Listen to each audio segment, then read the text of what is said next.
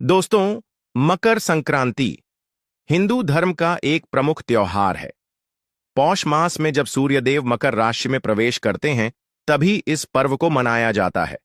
इस वर्ष यह पर्व 14 जनवरी को मनाया जाएगा। मकर संक्रांति के दिन से ही ऋतु परिवर्तन भी होने लगता है। इस दिन स्नान और दान का विशेष महत्व होता है। मकर संक्रांति के दिन तिल तथा गुड़ का दान करने का सबसे अधिक महत्व होता है। मान्यताओं के अनुसार मकर संक्रांति के दिन भगवान सूर्यदेव अपने पुत्र शनि से मिलने के लिए आते हैं।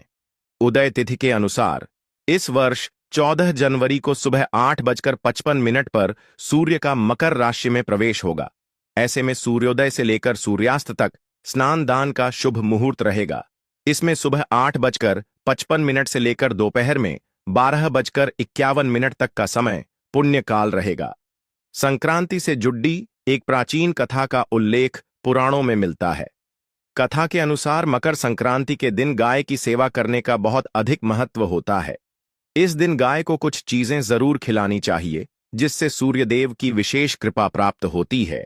इस दिन अन्य कुछ महत्वपूर्ण उपाय भी अवश्य करने चाहिए। तो चलिए, सबसे पहले हम जानते हैं मकर संक्रांति के दिन गाय को कौन सी चीजें खिलानी चाहिए। दोस्तों, एक बार द्वारका में भगवान श्री कृष्ण से मिलने के लिए उनके एक सखा आते हैं, जो दूर मध्य देश में निवास करते थे। श्री कृष्ण के मित्र अत्यंत दुखी और दरिद्री थे, इसीलिए वे भगवान श्री कृष्ण के पास गरीबी को दूर करने के लिए उपाय मांगने आते हैं। श्री कृष्ण के मित्र उनसे कहते हैं, हे केशव, मैं अत्यंत दुखी और दरिद्री हूं। कितने ही परिश्रम करने पर भी मुझे अपने परिवार को पालने जितने भी धन की प्राप्ति नहीं हो पाती है। हे द्वारकाधीश, मैं आपके पास धन संपत्ति मांगने नहीं आया हूं, किंतु आप मुझे ऐसा कोई उपाय बताएं जिससे मेरी दरिद्रता दूर हो जाए और मैं अपने परिवार का पालन कर सकूं। मैं किसी लोभ के कारण आपके पास नहीं आया हूं और ना ही मुझे धन चाहिए। मैं तो बस इतना चाहता हूं कि आपकी कृपा सदैव मुझ पर बनी रहे। कृपया मुझे मेरी गरीबी दूर करने के लिए कोई उपाय बताओ। मैं जीवन भर आपका आर्णी रहूंगा। मित्र द्वारा इस प्रकार से प्रार्थना करने पर भगवान श्री कृष्ण कहते हैं, हे सखा, मैं सब कुछ जानता हूं, तुम्हारे दुख के बारे में भी और तुम्हारी दरिद्रता का कारण भी, और मैं यह भी जानता हूं कि तुम मेरे पास धन मांगने नहीं आए हो और मेरे द्वारा तुम्हें धन देने पर भी तुम उसे स्वीकार नहीं करोगे। इसीलिए मैं तुम्हारे स्वाभिमान का मान रखते हुए तुम्हें धन तो नहीं दूंगा, किंतु मैं तुम्हें एक उपाय अवश्य बताता हूं जिससे तुम अपनी गरीबी दूर कर सकोगे। तुम्हारी दरिद्रता का नाश होगा और तुम्हें अपार धन संपत्ति की प्राप्ति होगी। हे मित्र, इस अत्यंत महत्वपूर्ण धन प्राप्ति के उपाय को बताने से पूर्व मैं तुम्हें एक महान कथा सुनाता हूं, जिससे सुनने मात्र से ही तुम्हारी सभी मनोकामनाएं पूर्ण हो जाएंगी। और जो उपाय मैं तुम्हें बताने जा रहा हूं, उस उपाय को करके तुम्हारी दरिद्रता भी दूर हो जाएगी। इसीलिए इस कथा को तुम ध्यान से सुनो। इस कथा में मैं तुम्हें संपूर्ण मनोकामनाओं को पूर्ण करने वाली कामधेनु माता की कृपा प्राप्त करने का उपाय बताऊंगा। तुम्हें नित्य केवल एक चीज गौ माता को खिलानी है। ऐसा करने से तुम्हारी दरिद्रता समाप्त हो जाएगी। हे सखा, प्राचीन काल की बात है। पूर्व देश में एक अत्यंत धनवान सेठ रहा करता था, जिसका नाम था पुष्पराग। उसके पास धन की कोई कमी नहीं थी। उस सेठ की पत्नी नीलावती अत्यंत सुंदर और पतिव्रता नारी थी। सेठ के 5 पुत्र थे और वे सभी अपने पिता के साथ ही उनके कारोबार में मदद करते थे। पुष्पराग का स्वभाव बहुत लालची और स्वार्थी था। उसने अनेकों लोगों की मजबूरी का फायदा उठाकर धन इकट्ठा किया था। उस सेठ ने धन तो बहुत इकट्ठा किया था, किंतु उसने कोई पुण्य के कार्य नहीं किए थे।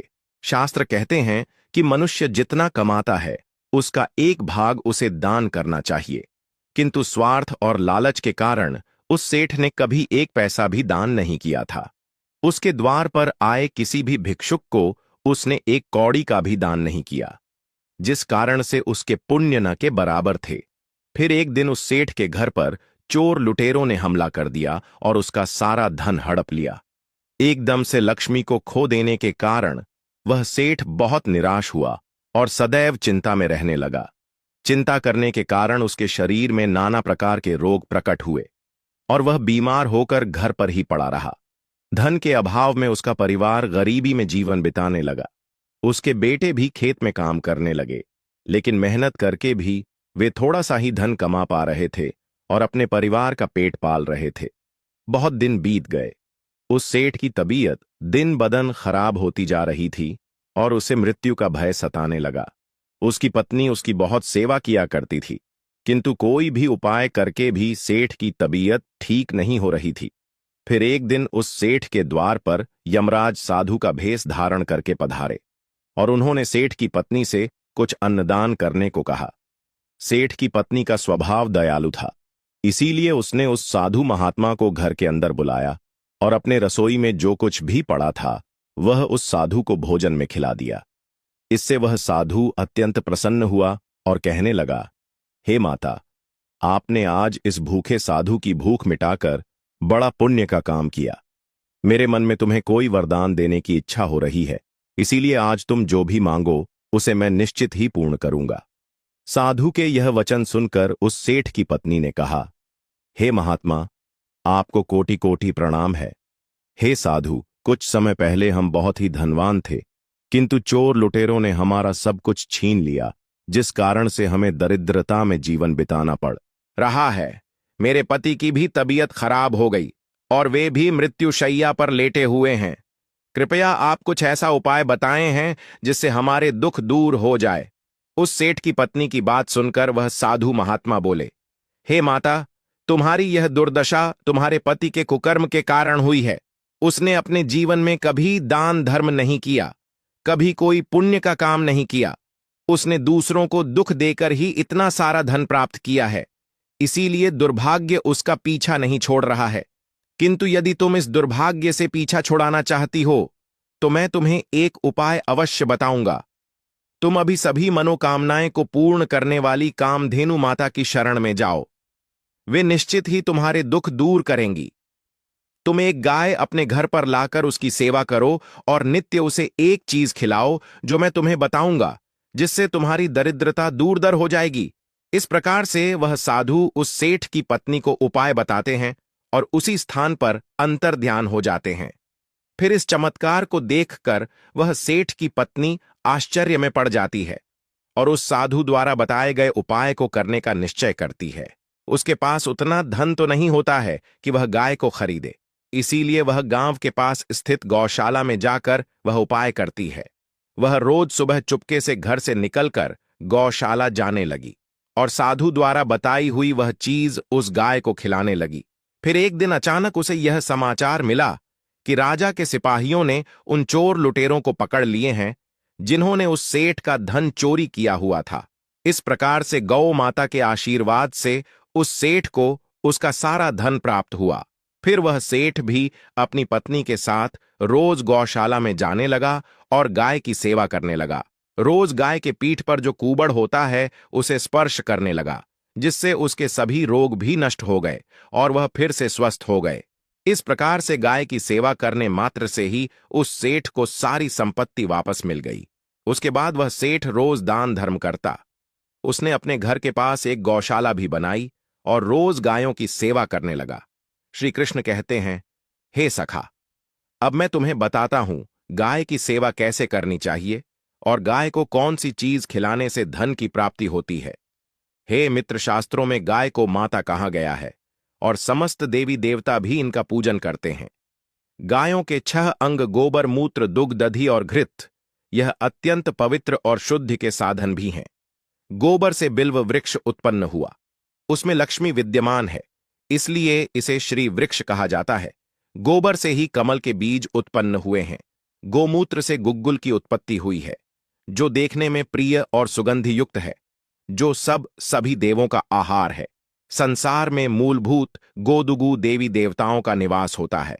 गाय एक अत्यंत पवित्र, निर्मल, शांत, निष्पाप जीव है। ऋग्वेद में इसे संसार का पालन पोषण करने वाली कामधेनु माता कहा गया है। इसके दर्शन मात्र से मनुष्य के हजारों पाप नष्ट हो जाते हैं, इसीलिए कभी इस निष्पाप गौ माता पर अत्याचार नहीं करना चाहिए। गाय को कभी मारना नहीं चाहिए और कभी उन्हें कष्ट नहीं देने चाहिए। गाय को मारना शास्त्रों में सबसे बड़ा पाप माना गया है। जो मनुष्य गाय की निस्वार्थ भाव से सेवा करेगा वह सुख समृद्धि प्राप्त करेगा। जो स्त्री रसोई में बनी पहली रोटी गौ माता को खिलाएगी वह सदा सुहागिन और सौभाग्यशाली रहेगी। जो लोग अपने घर में गाय से प्राप्त पंचगव्य को घर में रखेगा उसके घर में कभी दुख दरिद्रता नहीं आएगी। जो व्यक्ति प्रतिदिन किसी न किसी तरह से गौमाता की सेवा करता है वह सबसे अधिक पुण्यवान बन जाता है। शास्त्रों में गौमाता को मां लक्ष्मी का रूप माना गया है, इसीलिए उनकी पूजा करने से दरिद्रता दूर होती है। प्राचीन काल से ही गौमाता की सेवा और संरक्षण करने की परंपरा चली आ रही है। कई आर्ष मुनि अपनी कुटिया में गायों का पालन करते थे तथा राजा महाराज गायों का दान करते थे। गायों के दान को सबसे बड़ा दान कहा गया है। गाय का दान करने से सभी जन्मों के पाप नष्ट हो जाते हैं और मनुष्य को मोक्ष की प्राप्ति होती है। गौ माता के दर्शन करना बहुत शुभ होता है। शास्त्र कहते हैं रोज सुबह गाय के दर्शन होने से पुण्य की प्राप्ति होती है और सुबह गोबर के दर्शन होने से लक्ष्मी की प्राप्ति होती है। अगर किसी महत्वपूर्ण कार्य के लिए जा रहे हैं और अचानक गौ माता आपके रास्ते में आ जाती है तो वह कार्य निश्चित ही सफल हो जाता है। किसी भी यात्रा पर निकलते समय अगर गौ माता के दर्शन हो जाए तो वह यात्रा सुखपूर्वक पूर्ण हो जाती है, इसमें संशय नहीं है। कुंडली में यदि पितृदोष होता है तो अन्य उपायों के साथ साथ गौ माता को प्रतिदिन रोटी और घास खिलाने से लाभ होता है और पितृदोष से मुक्ति मिलती है। इसी तरह कुंडली में यदि शनि की 7.5 या महादशा है तो हर शनिवार और अमावस्या को रंग की गाय को घास या रोटी खिलाएं और उसकी पूजा करें, इससे शनि दोष कम होता है। गौमूत्र यानी कि गाय का मूत्र बहुत ही उपयोगी, पवित्र और स्वास्थ्य की दृष्टि से अत्यंत हितकारी होता है। आध्यात्मिक दृष्टि से तो गौमूत्र का महत्व है ही, साथ ही वैज्ञानिक और स्वास्थ्य की दृष्टि से भी गौमूत्र के बहुत से लाभ बताए गए हैं। गौमूत्र में बहुत से खनिज पदार्थ और स्वास्थ्यवर्धक तत्व होते हैं जो हमारे शरीर की शुद्धि करते हैं और बहुत से रोगों से भी बचाते हैं। साथ ही गौमूत्र छिड़कने से वातावरण में शुद्धता और पवित्रता व्याप्त हो जाती है। इसीलिए हमारे शास्त्रों में शरीर को निरोगी रखने के लिए प्रतिदिन गौमूत्र का सेवन करने तथा घर में गौमूत्र छिड़कने के लिए कहा गया है। कुंडली में शुक्र ग्रह की स्थिति को मजबूत करने के लिए ज्योतिष शास्त्र के अनुसार सुबह के भोजन में सबसे पहली रोटी निकालकर एक सफेद गाय को खिलाना शुभ माना जाता है। अगर कुंडली में बुध ग्रह कमजोर है या किसी कारण इसके दुष्प्रभाव झेलने पड़ रहे हैं तो हर बुधवार के दिन गाय को हरा चारा खिलाना शुरू कर दें। इससे बुध से जुड़े दुष्प्रभाव दूर होंगे और आपको तमाम समस्याओं का हल मिल जाएगा। अगर कुंडली में मंगल दोष है जिसके कारण आपके जीवन में कई तरह की परेशानियां हैं तो लाल रंग की गाय की सेवा करें।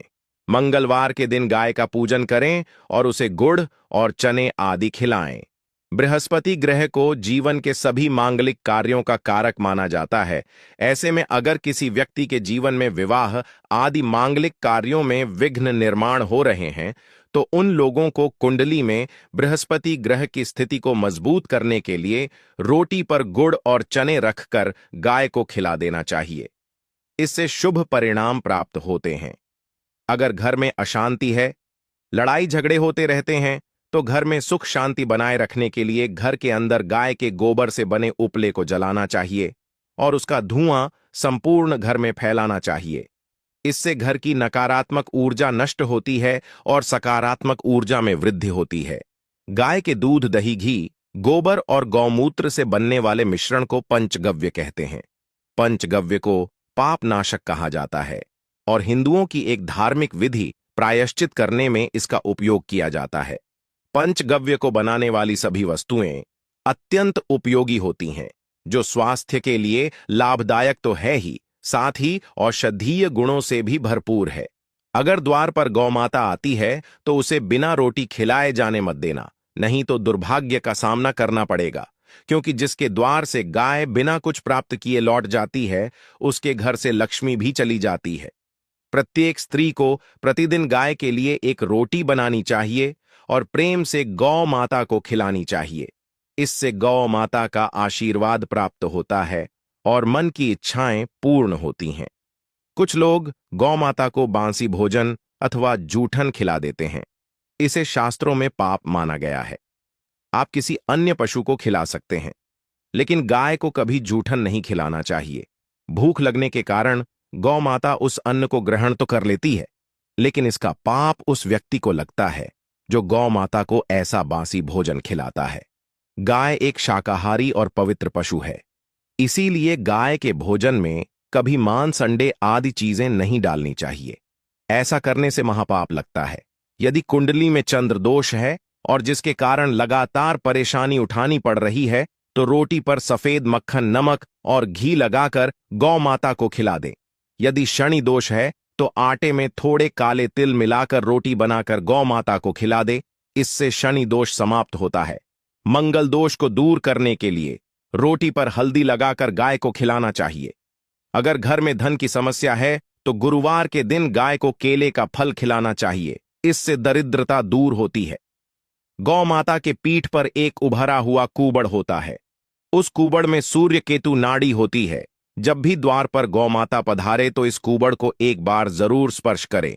इससे जीवन से सभी रोगों का अंत होगा और धन संपत्ति की प्राप्ति होगी। शास्त्रों में कहा गया है, जो मनुष्य तन मन धन से गौ माता की सेवा करता है, वह मृत्यु के बाद वैतरणी नदी को गौ माता की पूंछ पकड़कर पार कर लेता है। उस व्यक्ति की अकाल मृत्यु नहीं होती है और उसे मोक्ष की प्राप्ति होती है।